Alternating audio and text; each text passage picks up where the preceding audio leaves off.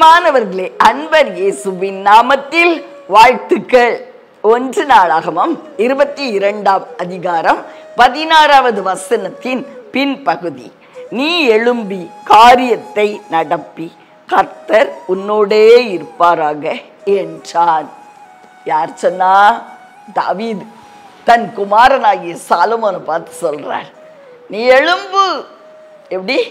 நீ எழும்பு மகனே, நீ எழும்பி காரியத்தை நடப்பி, கர்த்தர் உன்னோடு கூட இருப்பார். அவ்வளவுதான், அவ்வளவு நிச்சயமாய் சொல்லுகிறார். மகனை எப்படி உற்சாகப்படுத்துகிறார் பார்த்தீங்களா? 2 விதமான ஆசீர்வாதங்களை தன் மகனுக்காக சம்பாதித்த ஒரு உத்தம தகப்பன் தான் தாவீது.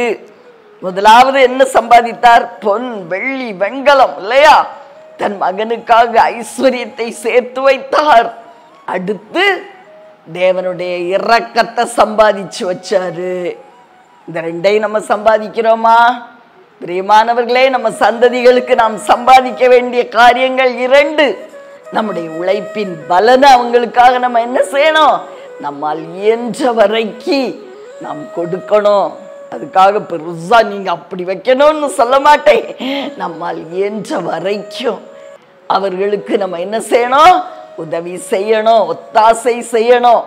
இன்னொரு பகுதியில தேவனுடைய இரக்கம், அதை சேர்த்து வைக்கணும். முழங்கால நின்று சம்பாதிக்கணும், அவருடைய கிருபையை சம்பாதிக்கணும். அது நம்ம சந்ததிகள் காணும்படி செய்யணும். அவங்க ஒவ்வொரு சூழ்நிலையிலையும் இது எங்க அம்மாவுடைய கண்ணீர், என் தகப்பனுடைய முழங்கால்கள், அதன் பலனை நான் பார்க்கிறேன் அப்படின்னு அவங்க உணரும்படி நாம் செய்யணும். பிரியமானவர்களே, மாத்திரமல்ல, தாவீது சொல்லுகிறார், நீ எழும்பி காரியத்தை நடப்பி. எவ்வளவு உற்சாகப்படுத்துகிறார் பாருங்கள். நம்ம பிள்ளைகளை நம்ம இப்படி சொல்றோமா?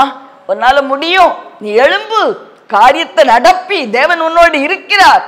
சொல்ல முடியுமா? நம்ம என்ன சொல்றோம்? நம்முடைய வார்த்தைகள் எப்படி இருக்கு? நம்ம பிள்ளைகளை உற்சாகப்படுத்துகிற வார்த்தைகளை பேசுறோமா? அல்லது ஒன்னாலலாம் முடியாது, நீ சோம்பேறி, நீ எங்க செய்வ? பிரியமானவர்களே, எத்தனை அவமரியாதையான வார்த்தைகளை பிள்ளைகளை குறித்து நம்ம பேசுகிறோம். தேவனுடைய சமூகத்துல அது பிரீதியானது அல்ல. எப்பொழுது நம்ம பிள்ளைகளை உற்சாகப்படுத்துகிற வார்த்தைகளை தான் நம்ம பேசணும்.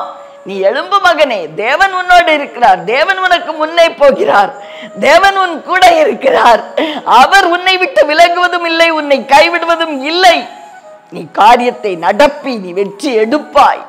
பிரியமானவர்களே, இப்படிப்பட்ட வார்த்தைகளால் நம்ம பிள்ளைகளை நம்ம உற்சாகப்படுத்துகிறவர்களாய் காணப்படணும். அவர்கள் அப்படியே அவங்க வாழ்க்கை அமையும். நம்முடைய வார்த்தையின்படி அவர்களுடைய வாழ்வு உண்டாகும். ஆதலால் 2 விதமான ஆசீர்வாதங்களை நம்ம பார்த்தோம். முதலாவது, நாம் சம்பாதிக்கத்தக்கது என்னது அப்படின்னு. அடுத்து, அவர்களை எப்படி நாம் உற்சாகப்படுத்தணும். பிரியமானவர்களே, இன்று கர்த்தர் நமக்கு அதற்கு ஏற்ற ஞானத்தை கொடுத்து நம்மை நடத்துவார். உங்களுக்காக ஜெபிக்கட்டுமா? அன்பின் பரலோக தகப்பனே, அருமையான நல்ல இரட்சகரே, ஆவியானவரே, அப்பா, ஒரு விசை எங்களோடு நீர் இடைப்பட்டதற்காய் நன்றி. தாவீதை போல எங்க பிள்ளைகளுக்கு நாங்கள் சம்பாதிக்கத்தக்கதை சம்பாதிக்கணும்.